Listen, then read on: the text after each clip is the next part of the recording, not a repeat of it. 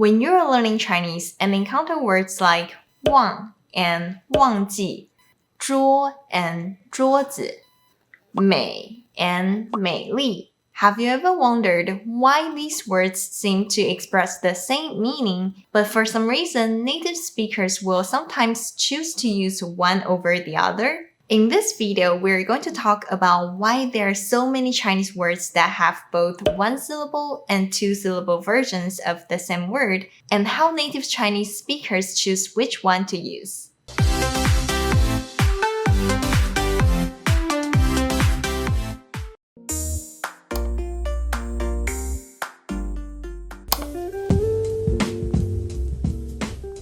Hello, 大家好, I'm Grace from Grace Mandarin Chinese. Research has shown that almost 70% of words in Chinese have flexible length, which means that they can adjust their word length like this. Now you see the word 忘, which means forget. Sometimes it can show up as 忘 in a sentence, and sometimes it shows up as 忘记, but both express the same meaning, forget. This is what flexible length means. So nearly 70% of Chinese words can sometimes take on the form of a one-syllable word and at other times take the form of a two-syllable word. Crazy, right? And research also shows that most of these flexible length words are nouns, verbs, and adjectives. So what we will talk about today will mainly affect these three categories. To understand why there are so many words with flexible lengths in Chinese, we need to first understand how the Chinese language developed. In ancient times, the majority of words in the Old Chinese language were one-syllable words, like 天, 地, 人, 火, 水, etc. And the phonetic system of the Old Chinese language was way more complicated than it is now, so people could distinguish separate meanings by different sounds. However, the advancement of society led to the existence of new things and complex thoughts, so there was a need to create new words for naming them. Okay, we don't have enough words to express ourselves. What should we do? Yeah, we need to find a way to create new words in our languages. Yeah, but I really like one-syllable words. I'm used to that. Let's try to stick to it. So our ancestors started to create new words by increasing homophones, 同音字, which means that they use the same sound to represent different meanings. Like how in English you use the sound sweet for both the words sweet and sweet. There are homophones, 同音字. In that way, they can stick to using one-syllable words. They also try extending the meaning of a word to indicate more. However, here is the problem. Okay, let's learn some Chinese today. 10 time 10 10 10 food 10 stone. Oh my gosh, how can one sound have so many different meanings? Hey, 我要10. She wants what? Time? Food? Stone? So you can see it's really hard to communicate if you have too many homophones in a language. To solve this problem, two-syllable words started being created and used. So now in modern Chinese, we have more two-syllable words than we have one-syllable words. But now you might wonder, since we have two-syllable words already, why don't we just get rid of all the one-syllable words? The reason we are still using them is because they still have unique functions in the language. And now we are going to talk about that. Everyone has synonyms in their own language. Like in English, so and therefore express similar meanings, but they're used differently to some extent. In Chinese, these synonyms are the same. They can exist in the language system at the same time, indicating that they may be used differently in some way. Now I'm going to talk about 4 different factors that decide whether people choose one-syllable or two-syllable words. But keep in mind that what I'm going to talk about is just a tendency and not an absolute rule, so you still may find exceptions. But understanding these concepts will give you a general sense of their differences and how to choose between the two. The first factor is meaning. Generally speaking, the meaning of one-syllable words tend to be more vague and general, while the meanings and connotations of two-syllable words tend to be more clear and specific. For example, 包 means bag, and 书包 means boot bag, which is a specific kind of bag. 你可以帮我拿我的包吗？我说我的书包。哦，早说嘛。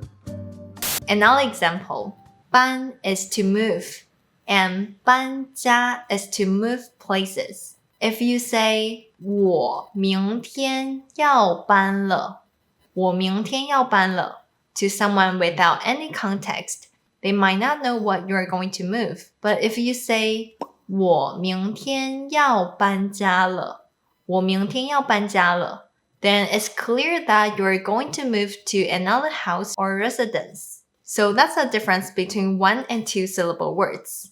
The next one is different grammar usage. Some one-syllable and two-syllable words can be used differently grammatically. For example, many one-syllable verbs in Chinese tend to have an object, particle, or complement attached to it.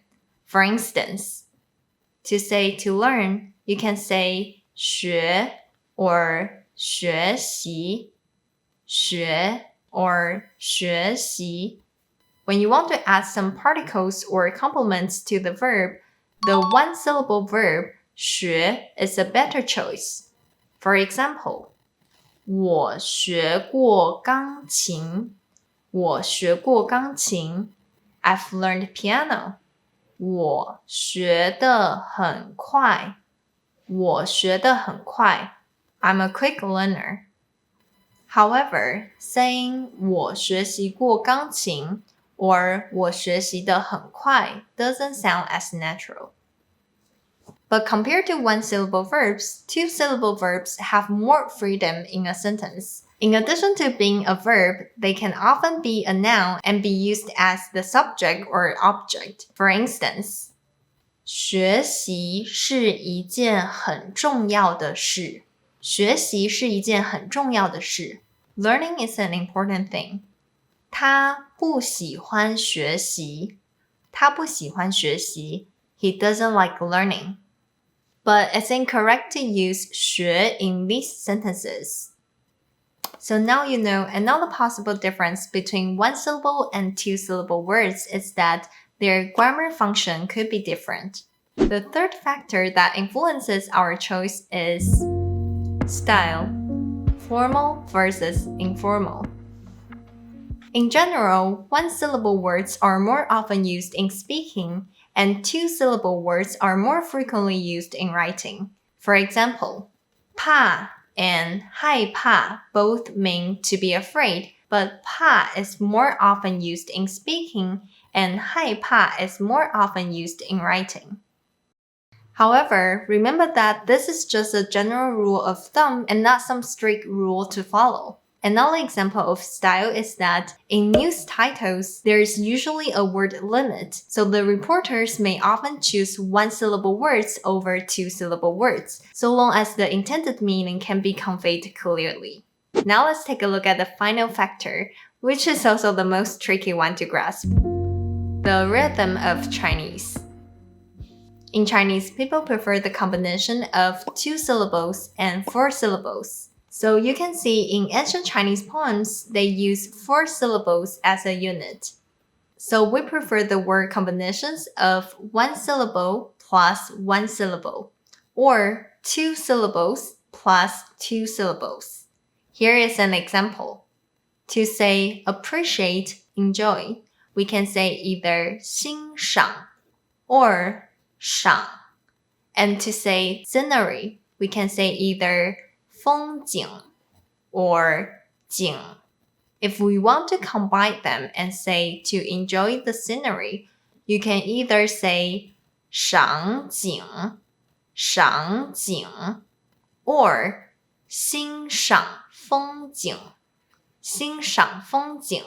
But it's not as natural to say 欣赏景 or 赏风景 So just keep in mind that the rhythm of Chinese is also a factor in choosing between one-syllable words or two-syllable words. Alright, so now you know why there are so many one-syllable and two-syllable words that can express the same meanings in Chinese. To sum up, both one-syllable words and two-syllable words have different rules in our communication, so we keep both of them in our language system. When you're learning this kind of word, just pay attention to how they are used differently, and the 4 factors I mentioned today are some ideas to help you understand their differences. Okay, that's all for today. 如果你喜欢今天的影片，别忘记按赞、订阅和分享哦。And also, if you'd like to learn some daily Mandarin expressions, check out my Instagram, Grace Mandarin. 那我们就下次见喽，拜拜。